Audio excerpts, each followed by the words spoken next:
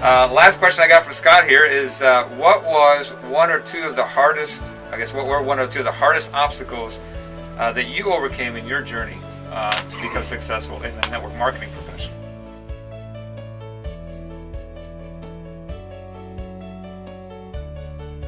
I think probably first would have been lack of belief. I would see other people accomplish great things, and I'm like, well, yeah, it would work for them. Look at who they are. See, I didn't understand at that point that you can become what you need to be. Like in networking, it's such a beautiful business model because it's not like everybody sees the finished product. When you bring up a new top leader and they see that finished product and they look at where they are today and they see this huge gap, and it can tend to be demoralizing. I could never speak like that.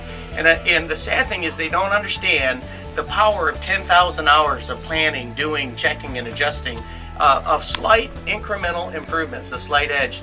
And so that is one of the magical parts of the business, is that with improvement, slight improvement over time, that was a big step for me, is to get to that 10,000 hours and to be able to become the type of person necessary. And I didn't have the belief in that early. So I struggled for a long time, but I stuck around long enough to realize if they can do it, I can do it too. And that's what I tell everybody watching this video, is that if you stay the course, and if you're willing not just to stick around, 10,000 hours isn't just showing up to a meeting.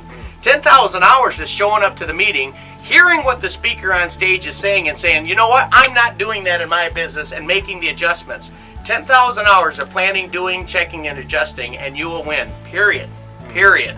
Wow. And 10,000 hours is a long time. Yes, it is. But at the same time, it can go by very quickly if it's not focused 10,000 hours. And a lot of times in our profession and in business and in success, you'll hear people that say they failed miserably for the first couple of years. And the reality is that, that happened for me. I know your story that happened for you. And probably that's just part of the journey. That's what it is. 10,000 hours is going to happen whether you succeed in life or not. For most of us, hopefully. For most of us, if we're going to have 10,000 hours left anyway, why not pursue it in a pursuit of excellence versus a pursuit of mediocrity? Nice. And a second one for Scott said they're two of the hardest obstacles. That's one. The second one would have been just people skills in general, maybe even starting with my relationship with Lori, my wife. We struggled so much because both of us tend to be control freaks and, want things done a certain way. And so my people skills in general were just, as an engineer, I said before this business, if I were to write a book, it wouldn't have been how to win friends and influence people. It would have been how to lose friends under the influence. It would have been a bestseller for, all three of my so-called associates would have bought it probably. And so they were just so bad in that area. So I would go out, I wasn't showing 15 plans in the early days, I was showing 15 arguments. So, if you're saying, man, I'm just terrible, I've been in for 6 months and nothing's happening, I'm like, hey, welcome to the club. Don't quit. Don't quit. And if you're not going to quit anyway, once you make that decision you're not going to quit, Art, then the next step is, well, then you might as well improve and really start going through that adjustment. So I would say the whole, how to win friends and influence people, how to have confidence and power with people, I just studied that area and had to get my heart right to say, just love people. Just love people. And if you can lead with, I love people and I want to serve people, then a lot of the rest of the people skills things come together. Yeah. Love people for where they're at and just stay one step ahead if you can, right? That's right. Be patient with people, just as many people had to be patient with you. Yeah. Oh, and they still are. So the good news is that if you feel like you're not a people person right now, that's a skill set that can be learned. Absolutely. I went to engineering school. You went to engineering school. I don't remember a class, how to win friends and influence people 101. I mean, it wasn't there, especially not for engineers. Maybe some other specific, classes or law attorneys or somebody might have been taught that, but not engineers as much. So. All right, let me give you an example of just how bad this was. And a lot of people say, Orrin, are you making these stories up?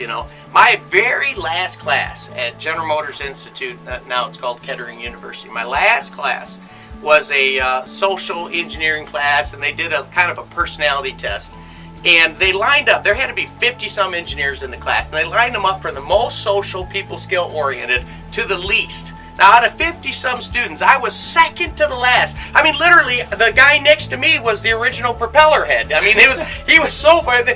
He went through the class. He said, now, you guys are social-oriented. You're going to be great with people. You should go into top leadership, and, you guys be middle management. The teacher points at myself and the guy even further back than me, and he said, whatever you guys do, don't work with people. It's not your skill set. Go into a lab somewhere, get in a corner, and work with numbers, because that's your specialty. So as far as if you were to line it up and say who's qualified, because remember, that's 50 engineers. The whole class in general is already skewed over.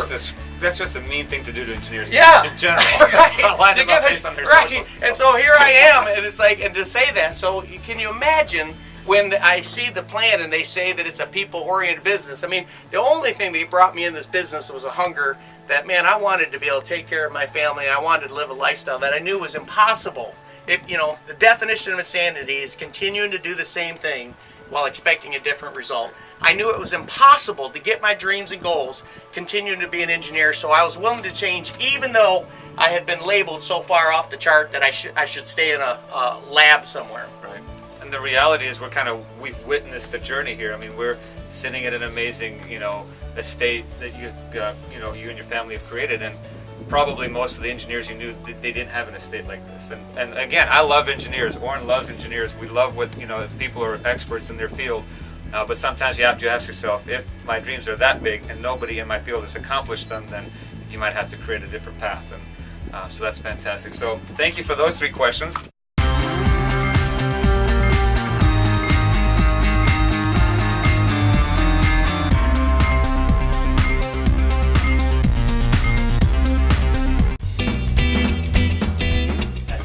The sun's killing us. Talk for just a few seconds. Hey, this is Art Jonak, and I'm excited because a shark's going to come. Okay. Now. All right, this is Art Jonak. Hi, I'm sitting here. I'm gonna say. Yeah, just for the record, Policy Council is these are individuals who have earned through merit by accomplishing the highest rank in your team. He's going after you. He's ready to learn. He's hungry. He's hungry.